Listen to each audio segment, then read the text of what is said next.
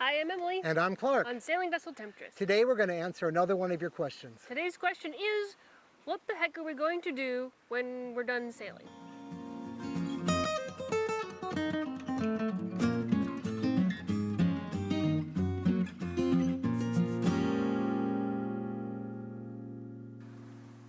Well, one can't sail forever. I've owned this boat for 30 years. 20 of those years I've been sailing like half time, sometimes in a given year, 6 months. Sometimes I go out for several years and stay back for a few years. So I've been doing it a long time. Emily's new to this. I don't know, 5 years? Well, I guess 5 years? actually probably to the average cruiser, you're an old salt. But, we think about what to do afterwards. And also afterwards for me is going to happen sooner than it would for Emily because of our age difference. I'm fine now, I'm in my 50s, but I might be able to hold this out till my 70s based on what my dad, condition is. But I certainly wouldn't want to do it in my late 70s. This is too strenuous of a life for that. So probably long before that, we're going to do something else. And there's a reason when we started our YouTube channel, actually, back before it was Emily and Clark's Adventure, it was Emily and Clark's Tiny Adventure, and before that it was Emily's Tiny Adventure, because I started out in my tiny house, and then we met, and then we moved aboard the sailboat, but we didn't want to make our channel the Emily and Clark Sailing channel, and while we do sail, and we do a lot about sailing, we've always wanted to just be intentional about the way we live life. So Emily and Clark's Adventure right now has to do with a boat. It might later have to do with something completely different, but it'll be about Emily and Clark living sort of in a simple, frugal, intentional way. Just, if everybody's doing it, before you do it, make sure that you really think it's a good idea. The things that nobody does that are a good idea, that's easy. It probably is a good idea, or it's good for you. If everybody's doing it, never just do it. That's always been my mantra, and it's led to a very interesting life. So what are we going to do after we're done sailing? I mean, we've talked about this too, because we've been in, Temptress has been in some hurricanes and things like that, and it's always like, well, what happens if the boat, is a disaster? We don't insure our boat, we self-insure the boat. And she's a pretty tough boat, so it would really take a lot to demolish Temptress, but we've talked about what happens if we were to lose Temptress, and I think as much as we like sailing life, I don't know if we would buy another boat. Well, it's like, when you find the right wife, you really don't want to get married again if something happened, maybe. And I've had this boat for 30 years. I really can't imagine sailing in another boat. You did mention at some point maybe a trawler or a...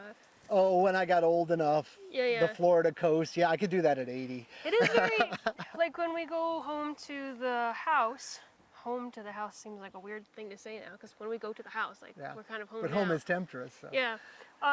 It is odd to have to maintain a yard, to, have the same neighbors all the time, to have to really get out of the house and go somewhere in order to get change in your life. I've gotten really used to being nomadic. Being able to pick up anchor or just, travel someplace else. And that was kind of when I made my tiny house. It was like my escape pod, right? I built my house and I could take it wherever I wanted to go. And I kind of like that mentality. But I know that I want to spend time in places like this that aren't super snowy or super hot, where we can kind of live outside most of the time, where we don't have to be inside your fireplace or outside. We're inside under an air conditioner all the time. I like living in an open air environment. I think we're healthier. It's easier to breathe. All that stuff is nice. I've been traveling a lot, and in my travels, I've been keeping an eye out for, is this a place I'd want to live? I look into things like, can an expat buy property and expect to hold it? That's kind of key. And lately it's been, can I get Amazon deliveries?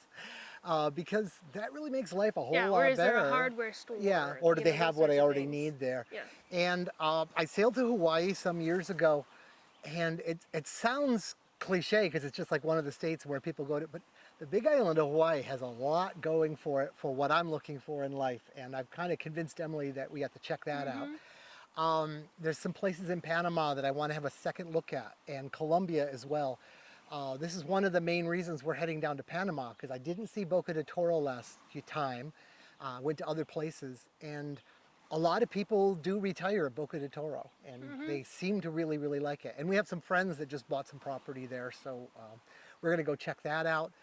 But we want to find a place, and then what to do in that place. Emily, when you were a little girl, what did you see your perfect life being? I wanted to live in the Swiss Family Robinson treehouse, basically. That was my idea. Yeah, So we might not get an actual treehouse when we retire, but I've always liked the feeling of a treehouse because you're sort of inside, but you're sort of outside, and you get to sort of be living in harmony with nature, but have a roof over your head, and I don't know. And I guess I probably just liked that Swiss Family Robinson, they made all their stuff out of old stuff. yeah. And out of boat stuff. And hydroelectric power and all that really turns me on. So Yeah. I'm looking for something with moving water, which is one of the reasons Hawaii is great, because there's that big mountain and all the rain on the one side. So all these little streams that could potentially be harnessed. Yeah, we'd like to live off-grid if it makes sense. Yeah. We wouldn't move someplace where it was easy to be on the grid and then just be off-grid because, Yeah, it's just silly. you know, it's just silly. But yeah, being off-grid is, I think, up there on my list. Even if it's not a tree house, if it's an off-grid or a passive solar house or something like that. Yeah. Passive solar interests me a lot. Aerocrete interests me an awful lot, which is odd for a guy that lives on a boat. And I find myself like fantasizing about Boca de Toro. We got on the real estate Zillow and found a very interesting island one could buy. And it was cheap because it was an island with no bridge, but it had access to the land. Like you'd have to take a little boat back and forth. And I figured, Can you imagine having to take a boat everywhere? I know. See, we're already into that. But also, what we would do is we would just bring Temptress up to, build an actual pier for her, put Temptress there, and just live on Temptress on shore, and then basically, possibly just a fantasy, slowly build, and then say, okay, today's the day I move the batteries, and basically pull some of the systems off Temptress that would be perfectly good for running, because she's a power station. Her systems are pretty serious compared to most boats out here. And then we'll have lots and lots of kids. Yes, Emily wants lots of kids. And by kids, we mean goats. And probably get a dog. Yeah. If it has a job to do. Right. A dog in a city, they're just neurotic, I feel. I grew up in the country. We both grew up in country. We both grew up with dogs that had that country life. So I think it would be really great to have a dog again. Yeah. And otherwise, I would like to continue, I don't know how to phrase it, I guess being an interconnected part of a community of people. Whether that means we have neighbors close by or, we do other things. Or one of the things we've talked about is if we build a treehouse or a property or something like that in one of these great places, that we build it big enough that we could have people come stay, or we could, divide it up and have other people live on the property too, close enough to be friends, but far away enough to stay friends. Here's the downside of living an intentional life. You have to analyze every thought. And we have gone so far as, I think you've actually written up potential bylaws for a commune of people living in tree houses. Yeah, different. We've explored a lot of ideas. A lot of ideas. Yeah. It will be interesting, whatever it is.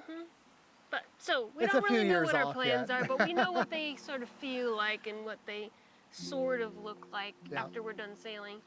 And yeah, that's what we know right now. So it'll be interesting 5 or 10 years from now to look back on this video and see if we were right. Yeah. And darn, I'd really like to know where it's going to be. Yeah, I just can't imagine it's going to be in a suburb in Florida. yeah, probably But not. hell, things happen. Medical could say, your body might say, Clark, you need to be really close to a hospital. Yeah. It happens. My grandmother is 97 and 8 now, 98, and she has just basically officially reached that stage where she needs assistance. 98. So hope you make it that long. I hope so too. Very cool. So I think that's as much as we can answer on that question right now. If you have more questions, leave them in the comments below, and we'll keep answering them. Bye. Bye. When we met, we knew that we did things differently, but with no regrets, both living life authentically. So we packed up this antique boat